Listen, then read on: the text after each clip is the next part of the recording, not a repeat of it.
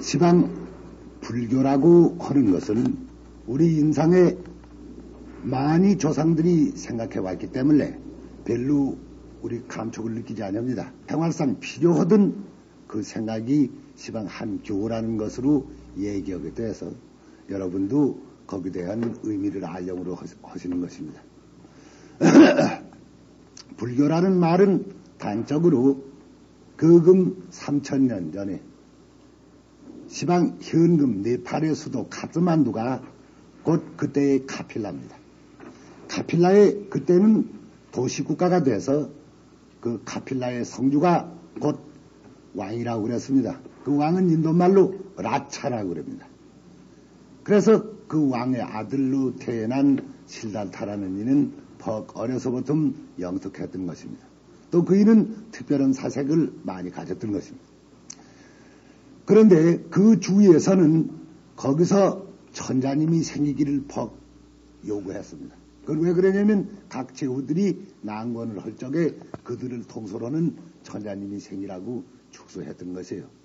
그래서 혹 그분이 그 수도다나의 아들 되는 실달타 그분이 혹 천자나 되지 않을까 그렇게 걱정을 했던 것입니다.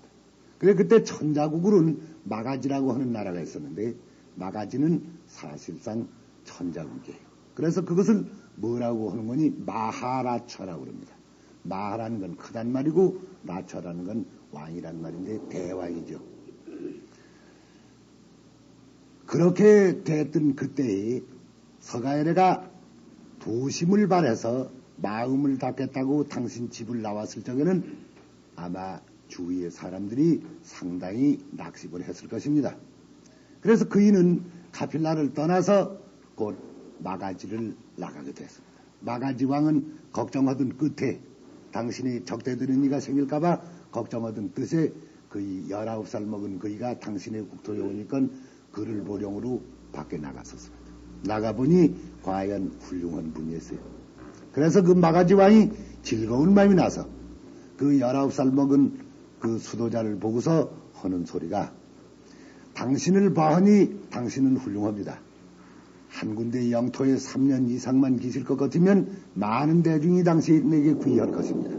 그러니 내가 영토를 비워드릴 테니 거기 3년만 안주해 보시라고 그렇게 구원했던 것입니다. 그랬더니 그 젊은 실달타는 말하기를 왕이여 나는 이 세상의 고생의 근본이 뭔 줄 알았습니다. 모든 고기 잡는 사람을 보시오 굵은 고기를 잡고자 하다가 깊은 물에 빠져 죽습니다. 모든 나무 하는 사람을 보시오 굵은 나무를 구하고자 빈양에 떨어져 죽습니다. 모든 상인을 보시오 금을 구하기 위해서 도적의 손에 죽습니다. 모든 제왕을 보시오 영토를 탐해서 적국의 손에 죽습니다.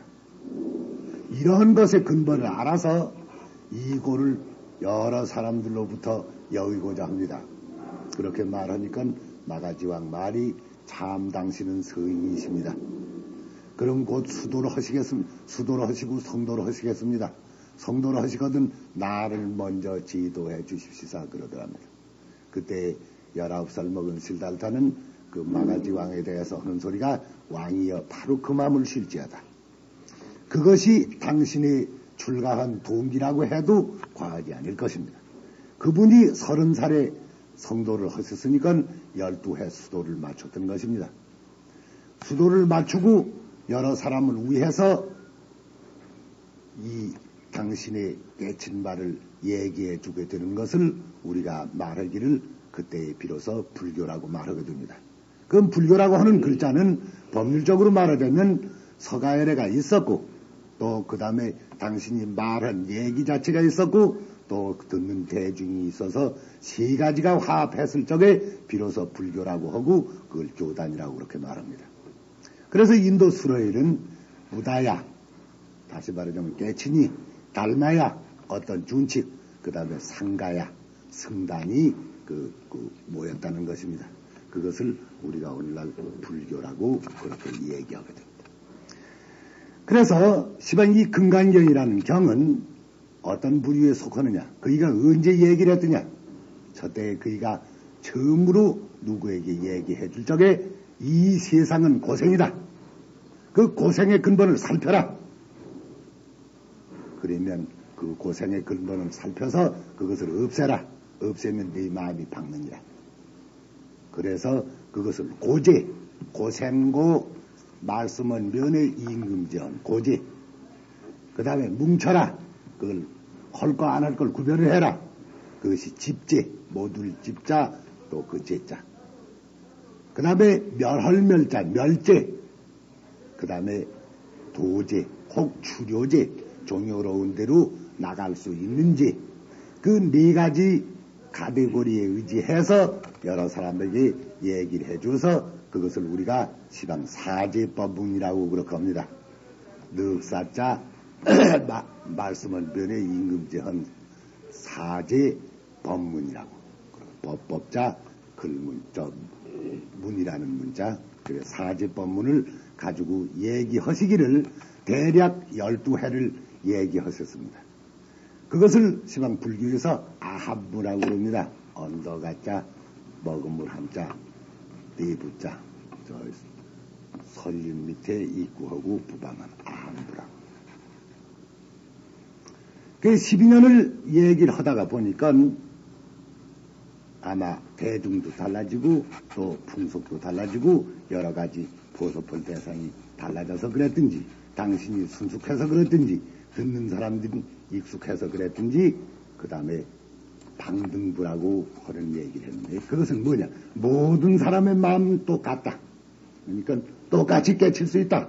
내도 그만 가지고 깨쳤고 너희들도 그만 가지고 미했고 모든 사람이 그 마음을 깨칠 것이요 또 장래도 수도할 것이라고 그렇게 말해서 또 같다는 데서 방등부라고 그랬습니다. 모방자 같을 등자.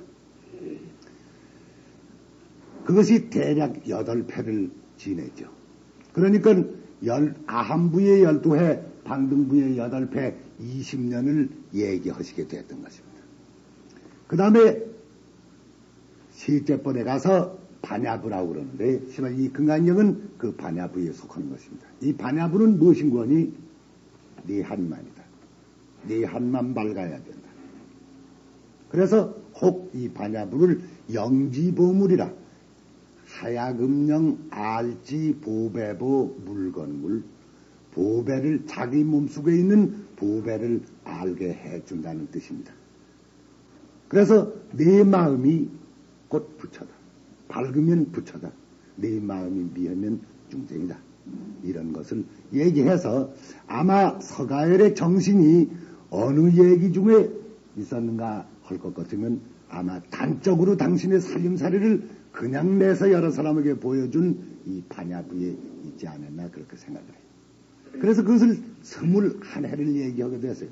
21회 얘기한 기록이 상당히 많습니다. 그 600부 반야라고 그럽니다.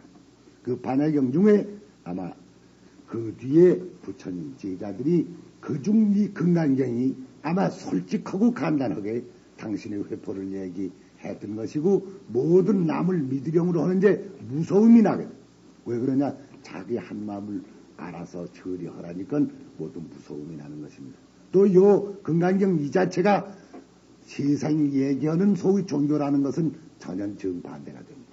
종교라는 것은 구라파 사람의 생각에 최고의 신과 우리와 결부시키는 것을 종교라고 했는데 여기는 절대로 자기 한 마음이 모든 것을 창조한 것이지 어떤 최고의 신이 있지 않다는 것입니다.